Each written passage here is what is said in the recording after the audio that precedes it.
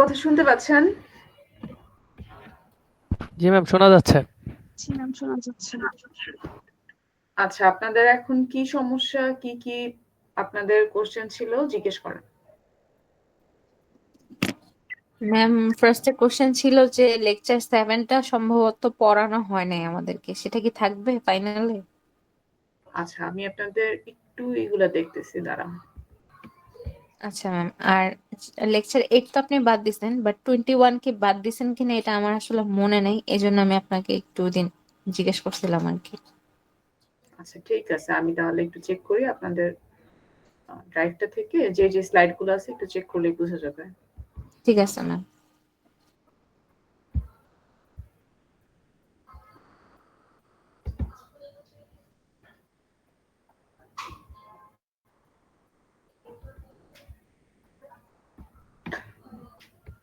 আচ্ছা, আপনাদের মিড টার্মে কত পর্যন্ত ছিল? লেকচার 3 পর্যন্ত না ইনস্ট্রাকশন সেট? জি জি ম্যাম। ম্যাম। আচ্ছা, লেকচার 4 থাকবে, লেকচার 5 থাকবে, লেকচার 6, লেকচার 7। লেকচার 7 আমি আপনাদেরকে পড়াই নাই। আপনাদের এটার মধ্যে ছিল আমি আপনাদেরকে দেখতে বলছিলাম, আর হচ্ছে আমি বলছিলাম পরে আপনাদেরকে দেখাবো। লেকচার 8 আপনাদেরকে পড়া লাগবে না, অ্যাড্রেসিং মোড। আর হচ্ছে আপনাদের লেকচার 10 আর লেকচার 9 অবশ্যই পড়া লাগবে। আর হচ্ছে লেকচার 11 সিস্ক আর রিস্ক। আচ্ছা, আপনাদের তার মানে হচ্ছে 3টা চ্যাপ্টার পড়ানো হয় নাই।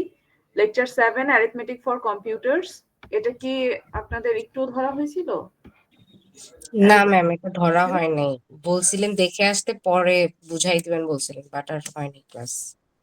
আচ্ছা আচ্ছা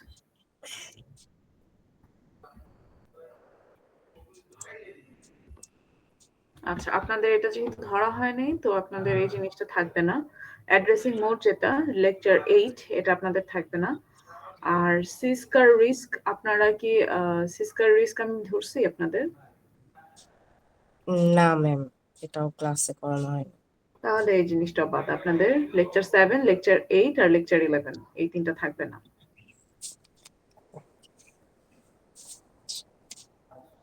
যেহেতু আমরা এই জিনিসগুলো শেষ করতে পারি নাই, তো আমি আপনাদের এই জিনিসগুলো আপাতত বাদ দিয়ে রাখলাম। ওকে ম্যাম, আচ্ছা, এই যে কুইজটা হইলো, কুইজটার কি একটু সলিউশন নিয়ে আলোচনা করা যায়? তাহলে আমরা বুঝতাম আর কি যেভাবে অ্যান্সার করলে ঠিক হবে। কুইজের সলিউশন বলতে? ম্যাম, কুইজের যে কোশ্চেন গুলি ছিল আমরা তো অ্যান্সার করছি একরকম ভাবে, মানে একটু কনফিডেন্স পাচ্ছিলাম না যে আমরা যেটা অ্যান্সার করছি সেটা ঠিক আছে কিনা। তো ওই জন্য আর কি ওইটা নিয়ে একটু আলোচনা করতে চাচ্ছিলাম যে কিভাবে অ্যান্সার করবো আমরা কোশ্চেন গুলি। আচ্ছা, আপনাদের ওখানে একটা কোশ্চেন ছিল, আমি একটু দেখি, দাঁড়ান। আপনাদের খুব সম্ভব সেকেন্ড কুইজটার কথা বলতেছেন, রাইট? জি ম্যাম। জি ম্যাম।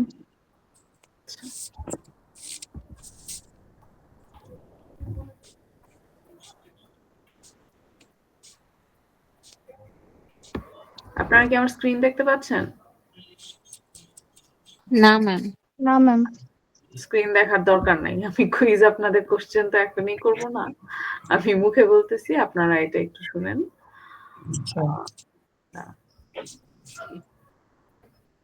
Wait.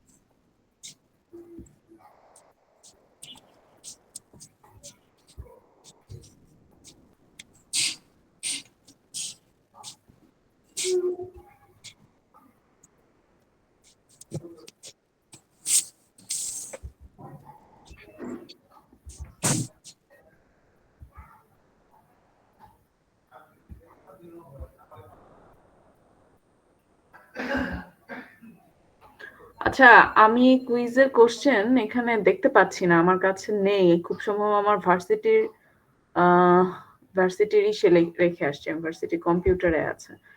আমার কাছে এই মুহূর্তে কুইজ 2 এর যে কোশ্চেনটা এটা নেই। আপনাদের যদি মনে থাকে আমাকে একটু জিজ্ঞেস করতে পারেন, তাহলে সুবিধা হয় আমার জন্য। আর নয়তো আগের যে কোশ্চেন যেটা ছিল সেটা আমি আলোচনা করতে পারি, কুইজ 1 এর যে কোশ্চেন গুলো ছিল।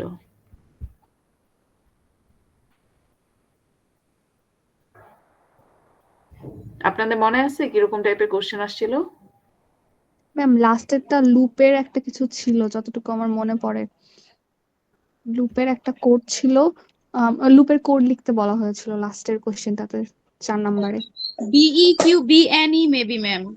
হ্যাঁ হ্যাঁ হ্যাঁ, আপনাদের একটা কোশ্চেন ছিল ইফ এলস দিয়ে, তাই না?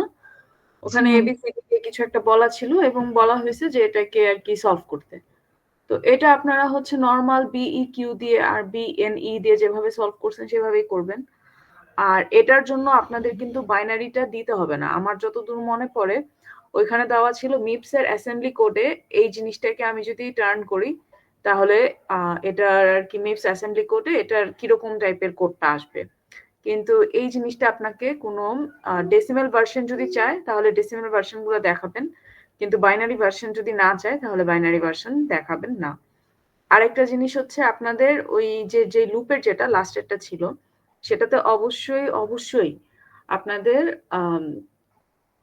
যদি উল্লেখ করা থাকে কোন রেজিস্টার কোনটা, সাপোজ এ রেজিস্টারে হচ্ছে S0, বি রেজিস্টারে হচ্ছে S2, যেটা উল্লেখ করা আছে অবশ্যই সেটা বসাবেন, ওই বাইরে অন্য কিছু বসাবেন না।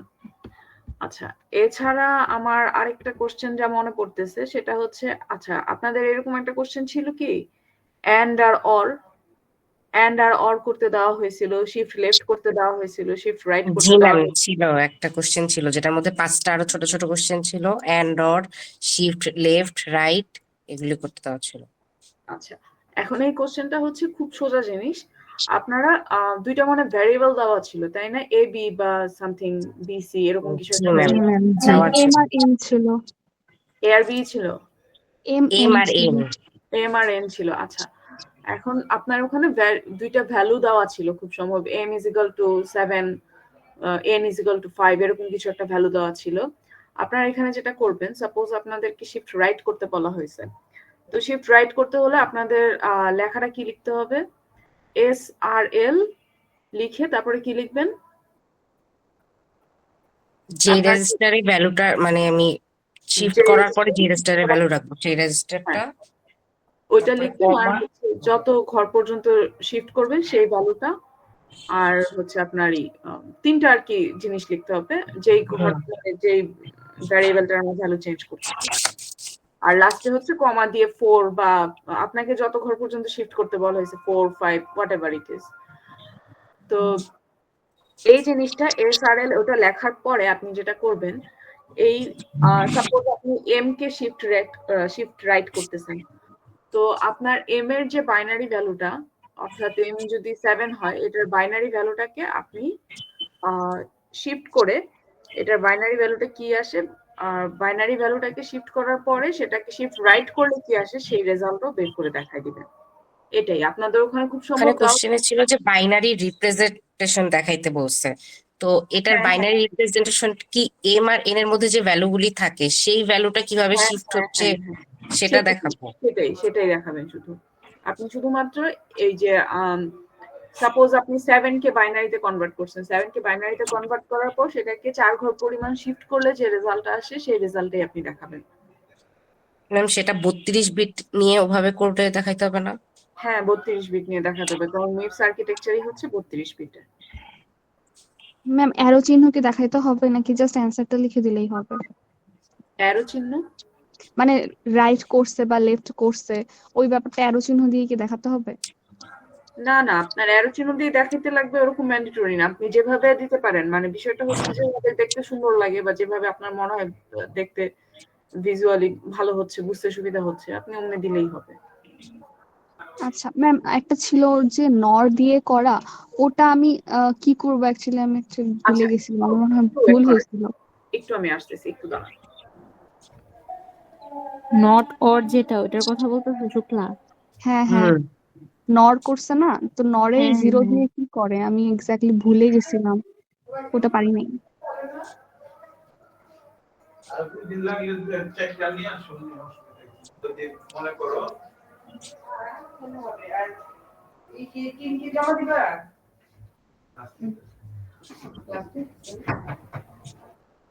হ্যালো, শুনতে পাচ্ছেন আমার কথা?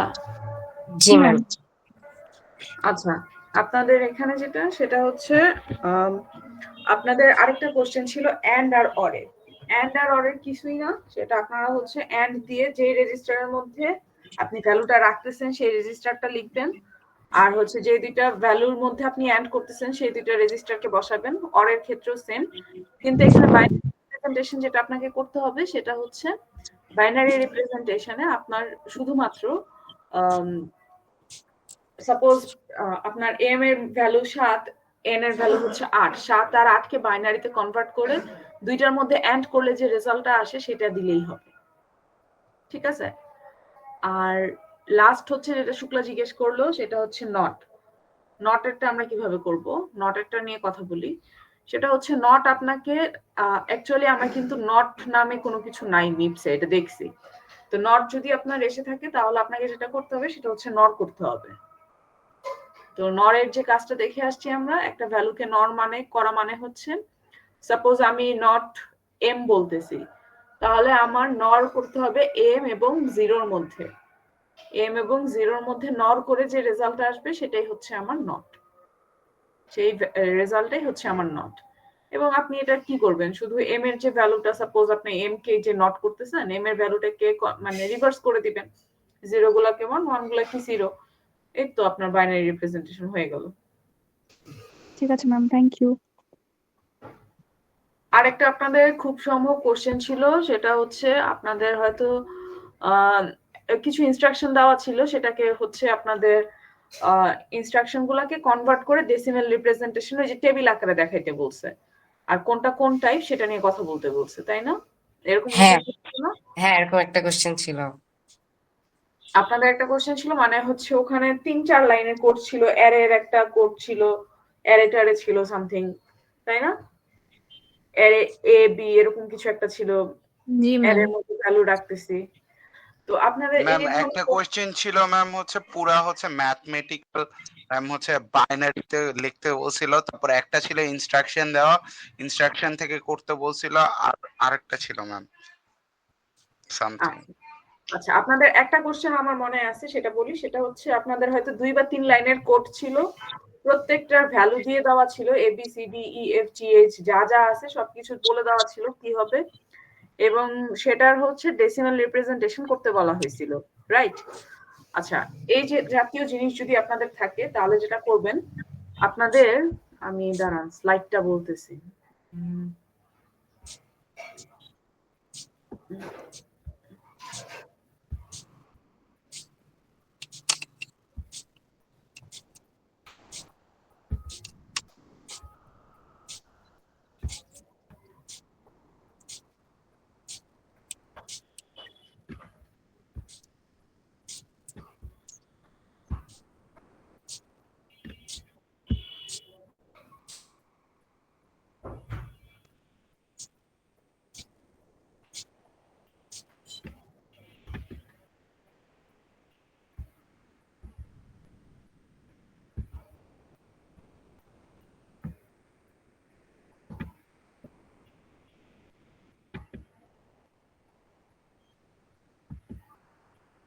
আচ্ছা, আপনাদের হচ্ছে 4 নাম্বার স্লাইডে, আপনাদের 4 নাম্বার স্লাইডের মধ্যে পেজ নাম্বার হচ্ছে 15, ওখানে ওই যে লাস্টে দিয়ে দেওয়া আছে না of RS RT RD address, তারপরে হচ্ছে অ্যাড্রেস অথবা শাম্পড, তারপরে ফাঙ্কড, এইভাবে যে টেবিলটা করে দেওয়া, এই টেবিলটার মতো করে আপনি একটা টেবিল এঁকে ওই কোশ্চেনটা ফিল আপ করবেন। কোন কোশ্চেনটা?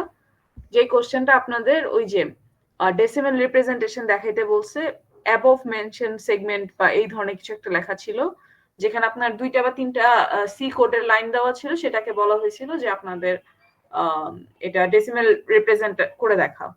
তো আপনাদের এখানে এই যে টেবিলটা দেওয়া আছে, এই যে একদম দেখেন of RS RT RD address শাম্পড ফাঙ্কড, এই জিনিসটা কিন্তু এই যে উপরের যে সলিউশনটা আছে, যে এলডব্লিউ রেজিস্টার টি0, 1200 রেজিস্টার টি1, এই প্রত্যেকটা লাইন ধরে ধরে যে রেজাল্ট আসতেছে সেটাকেই হচ্ছে এই টেবিলের মধ্যে দেখাচ্ছে। আপনারা যেটা করবেন, আপনাদের যদি ওই ধরনের কোনো সি এর কোড আসে, সাপোজ আপনি যদি এই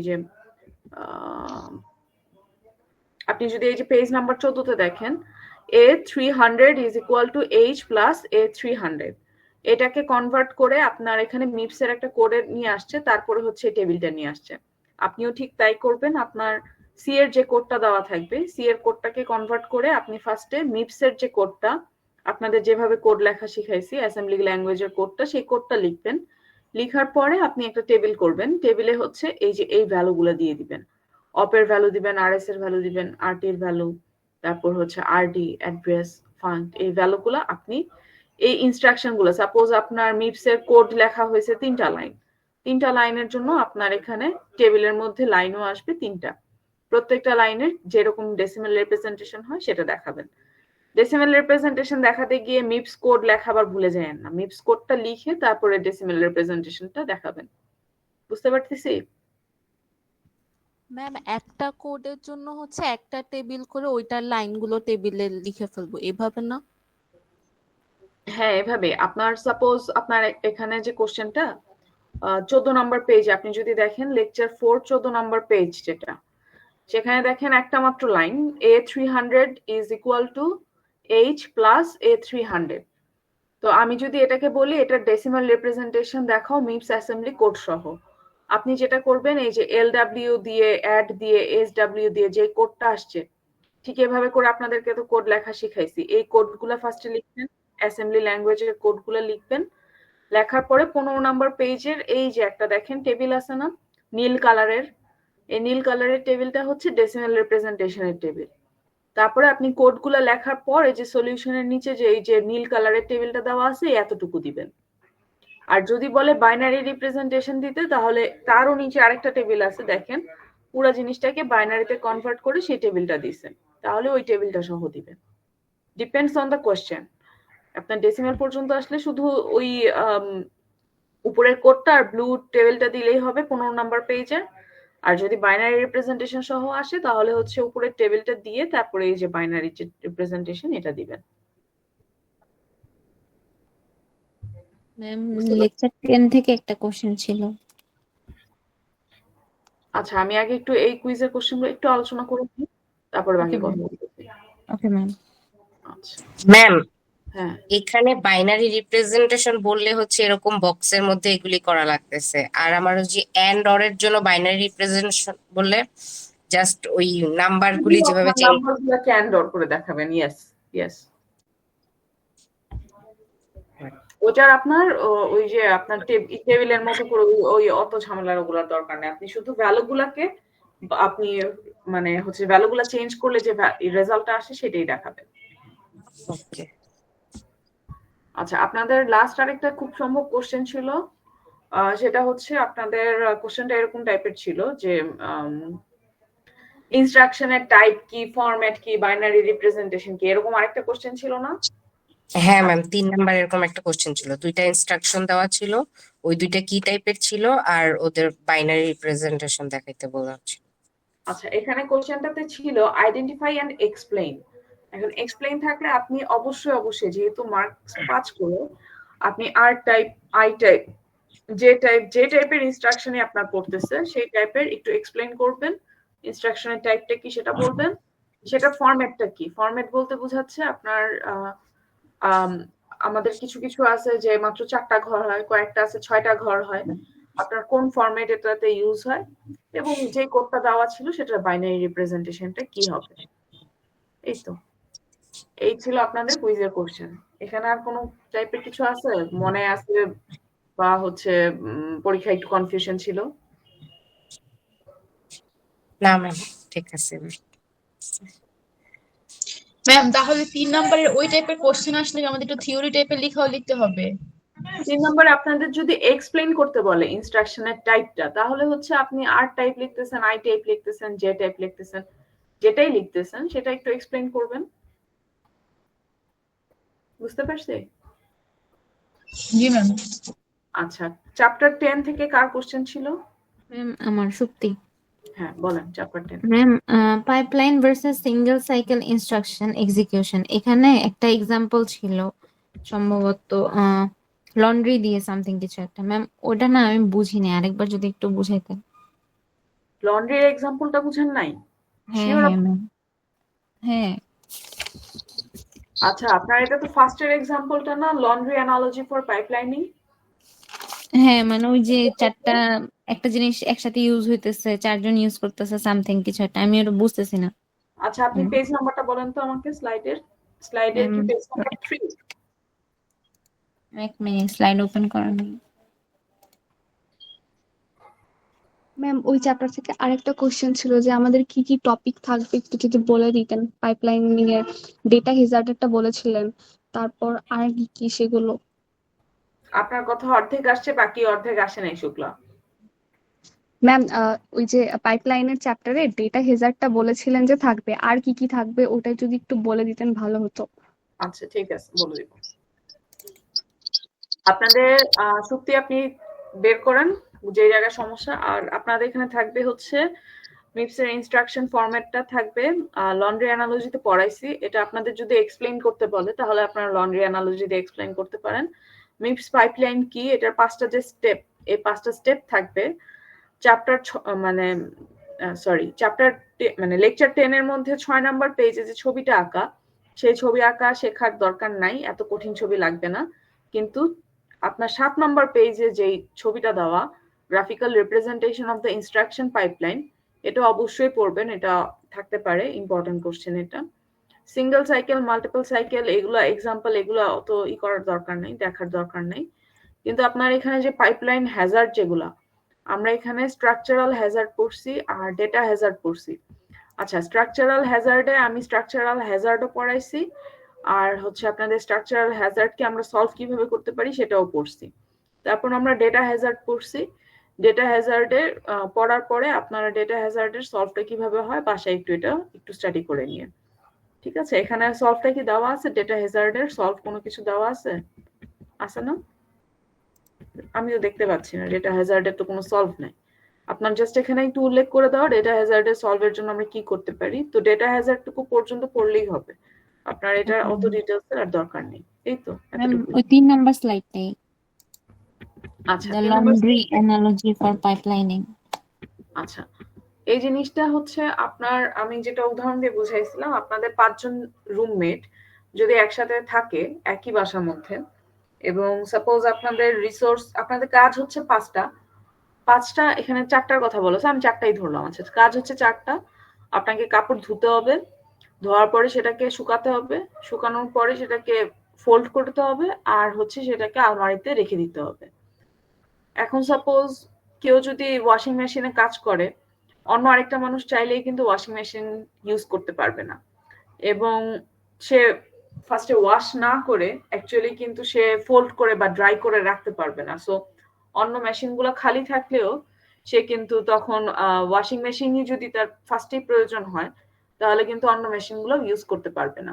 তো এখানে ফার্স্ট যে ছবিটা দেওয়া, আমরা এখানে ধরে নিছি যে প্রথম ইউজার, যে মানে প্রথম যে রুমমেট, সে 6টা থেকে 8টার মধ্যে এই কাজটা করতেছে, পরের জন হচ্ছে 8টা থেকে 10টা, আর তারপরের জন হচ্ছে 10টা থেকে 12টার মধ্যে করতেছে, আর লাস্ট যে জন সে করতেছে 12টা থেকে 2টার মধ্যে। এবং তখন সবগুলা মেশিনই ফ্রি থাকে এবং সবাই নির্বিঘ্নে কাজ করতে পারে। কিন্তু এখানে 4 জন মানুষের কাপড় জামা ধুয়ে, শুকায়ে, ফোল্ড করে স্টোর করতে সময় লাগতেছে প্রায় 8 ঘন্টা। তো এখন নেক্সট কাজটা করা হয়েছে যে আমরা যদি পাইপলাইন সিস্টেমে করি, তো প্রত্যেকটা মেশিন ইউজ করতে, এখানে আমার যদি ওয়াশিং মেশিন হয় আমার আধা ঘন্টা লাগে, যদি হচ্ছে ড্রায়ার হয় আমার হাফ আওয়ার লাগে, ফোল্ড করতেও হাফ আওয়ার লাগে, তারপর হচ্ছে আলমারিতে উঠায় রাখতো সেটা হাফ আওয়ারই লাগে। তো ফার্স্টের হাফ আওয়ার 6টা থেকে 6:30টার মধ্যে প্রথম ইউজারের যদি ওয়াশিং মেশিন ইউজ করা শেষ হয়ে যায়, তাহলে খুব ইজিলি কিন্তু 6:30টা থেকে ইউজার বি আবার ওয়াশিং মেশিন ইউজ করা শুরু করতে পারে। আর এদিকে কিন্তু ইউজার এ তার নিজের মতো ওয়াশিং মেশিনের কাজ শেষ করে তারপরে সে ড্রায়ার ইউজ করলো, ফোল্ডার ইউজ করলো, কারোর সাথে কারো কিন্তু কোনো মিসম্যাচ হচ্ছে না। সবার কাজ তখন দেখা যাবে 3.5 ঘন্টায় শেষ হয়ে যাবে, কিন্তু কারোর সাথে কারো কোনো গ্যাঞ্জাম লাগবে না যে আমি এখন ওয়াশিং মেশিন ইউজ করব, তুমি ওয়াশিং মেশিন ছাড়তে হবে। আরেকজন বলবে না আমি এখন ড্রায়ার ইউজ করব, তোমাকে ড্রায়ার ছাড়তে হবে। সবাই পার্টিকুলারলি আধা ঘন্টা পরেই যদি সেকেন্ড ইউজার কাজ শুরু করে, সেকেন্ড ইউজারের আধা ঘন্টা পরে ইউজার 3 নাম্বার যে সে কাজ শুরু করে, তাহলে আমরা পুরো কাজটাকে, যেটা আমার 8 ঘন্টা লাগতেছিল সেটা আমি 3.5 ঘন্টায় নিয়ে আসতে পারি। এই সেম জিনিসটা হচ্ছে আমাদের পাইপলাইনিং এর ক্ষেত্রে। পাইপলাইনিং এর ক্ষেত্রে হচ্ছে মিপস পাইপলাইনিং এ আমার যে ইনস্ট্রাকশন গুলা, আমরা এতদিন পর্যন্ত মিপস এর যখন একটা কোড লিখতেছি, ইনস্ট্রাকশন গুলো তো আমি লিখতেছি, একই সাথে অনেকগুলা ইনস্ট্রাকশন এমন হতে পারে আমার কম্পিউটারকে রান করতে হচ্ছে। এখন এই ইনস্ট্রাকশন গুলা আমরা 5টা ভাগে ভাগ করতে পারি, অর্থাৎ একটা ইনস্ট্রাকশন কমপ্লিট হতে 5টা কাজ করা লাগে। তো সেই 5টা কাজ আমরা যদি পাইপলাইনিং এর সিস্টেমে 5 ভাগে ভাগ করে করে পুরো কাজগুলোকে সম্পন্ন করি, আমার সময়ও অনেক কম লাগবে এবং দেখা যাবে আমার কাজটাও দ্রুত গতিতে শেষ হবে। তো এই সিস্টেমের এই মানে বোঝানোর জন্যই এই ওয়াশিং মেশিন এর জিনিসটা বলা হয়েছিল। এখন থ্যাংক ইউ আর ম্যাম, কোনো বুঝছি আমি। থ্যাংক ইউ মোটামুটি ম্যাম। বুঝছি? আচ্ছা, জি ঠিক জি আছে, ম্যাম, বুঝছি। Thank you. ওকে। আর কারো কোনো কোশ্চেন? ম্যাম লেকচার 6টা নিয়ে একটু বলা যাবে, ওই সাইন্ড আনসাইন্ড নাম্বার নিয়ে? লেকচার 6 এর ক্লাসে আপনি আসেন নাই, তাই না? জি ম্যাম। আপনি লেকচার 6 এর ক্লাসে ছিলেন না। জি ম্যাম। আপনাদের এখানে হচ্ছে যে কোশ্চেন গুলো আসতে পারে সেটা আমি একটু বলে দিচ্ছি, আপনি এটা আমার মনে হয় পড়লেই পারবেন। এখানে আপনার 32 বিটের নাম্বার থাকবে। তো 32 বিটের নাম্বারকে আপনার হচ্ছে সেটাকে ডেসিমেলে কনভার্ট করলে কত আসে সেই জিনিসটাকে খুঁজে বের করতে হবে। এটা হতে পারে কোনো নেগেটিভ নাম্বার আসছে বা হতে পারে কোনো পজিটিভ নাম্বার। এই জিনিসটার কাজে এখানে দিয়ে দেওয়া আছে। আমার যতদূর মনে পড়ে আমরা অনেকগুলো শর্টকাট ভাবে কিভাবে করা যায় এটা দেখাই দিয়েছিলাম। তো আপনি যদি কারো কাছ থেকে পারেন একটু ওদের সাথে যোগাযোগ করে যে কোনো শর্টকাট আছে কিনা। আপনি যদি শর্টকাট না খুঁজে পান তাহলে জাস্ট আপনি যে কাজটা করবেন সেটা হচ্ছে ছোটবেলায় যে বাইনারি থেকে ডেসিমেল, ডেসিমেল থেকে বাইনারিতে নিয়ে গেছেন, ওই জিনিসগুলো আবার একটু স্টাডি করবেন। একটা বাইনারি ভ্যালুকে কিভাবে আমরা ডেসিমেলে নিতে পারি যদি সেটা 32 বিটের হয়। আমার মনে হয় প্রথম থেকে আপনি একটু স্টাডি করলে এই জিনিসটা বুঝতে পারবেন। কারণ এখন তো পুরো চ্যাপ্টার আবার ফুললি পড়ানো সম্ভব না, এখন সময় আমাদের হাতে কম। না ম্যাম, মানে কোয়েশ্চেনটা কিভাবে থাকবে ওইটাই একটু জিজ্ঞেস করতেছিলাম আর কি। মানে ম্যাম একটা নাম্বার দেওয়া থাকবে। নাম্বার দেওয়া থাকবে, আপনি এটাকে ডেসিমেলে কনভার্ট করবেন, বা একটা ডেসিমেল দেওয়া থাকবে সেটা 32 বিটের বাইনারিতে কনভার্ট করবেন। এই তো, আচ্ছা। এটাই থাকবে কোশ্চেন। পজিটিভ নাম্বারও থাকতে পারে, নেগেটিভ নাম্বারও থাকতে পারে। এখন পজিটিভ নাম্বার যদি থাকে একদম লেফট সাইডের যে বিটটা সেটা হচ্ছে 0 থাকবে, আর যদি নেগেটিভ নাম্বার হয় একদম লেফট সাইডের যে বিটটা সেটা হচ্ছে 1 থাকবে। এখান থেকে দেখে আপনি বুঝতে পারবেন যে এটা পজিটিভ নাম্বার আছে না নেগেটিভ নাম্বার আছে। এটাই। বুঝতে পারছি। Thank you. আচ্ছা, আর কারো কোনো কোশ্চেন?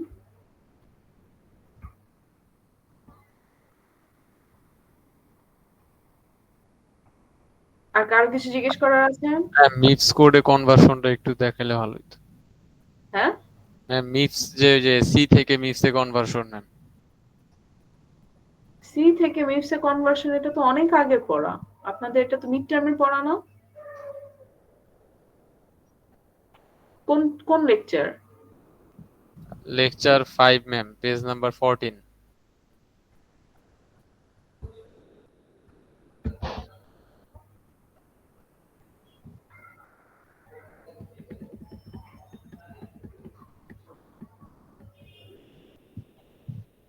আচ্ছা, এটা এটা হচ্ছে আপনাদের, এটা আমি বুঝাইছিলাম ক্লাসে। এই জিনিসটা আপনাদের কিছুই না। আপনার আমরা যে ইফ আর এলস পড়ে আসছি, সেই ইফ আর এলস এর জন্য আমরা বিইকিউ, অর্থাৎ বিইকিউ ফুল ফর্ম হচ্ছে ব্রাঞ্চ ইফ ইকুয়াল, আর বিএনই এটার মানে হচ্ছে ব্রাঞ্চ ইফ নট ইকুয়াল। এই জিনিসগুলো ইউজ করি।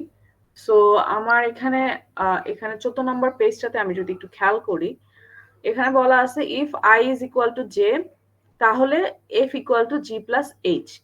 তাহলে কিন্তু ইফ এর এই পোর্শনে ঢুকলে এলস এর পোর্শনটাতে কিন্তু আর ঢুকবে না। আর সাপোজ যদি আই ইকুয়াল টু জে না হয় তাহলে এলস এর পোর্শনে কাজটুকু হবে। তো আমরা এখানে যা করব, বিএনই মানে হচ্ছে branch if not equal.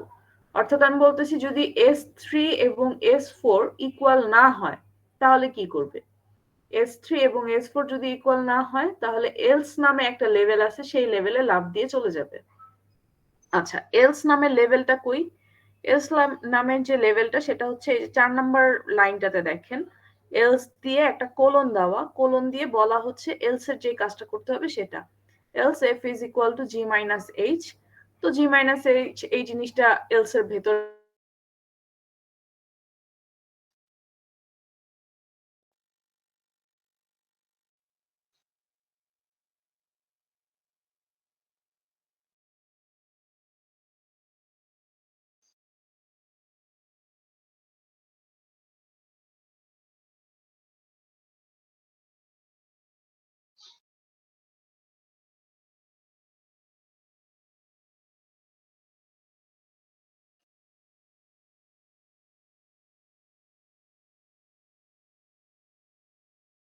Ma'am কথা শোনা যাচ্ছে না।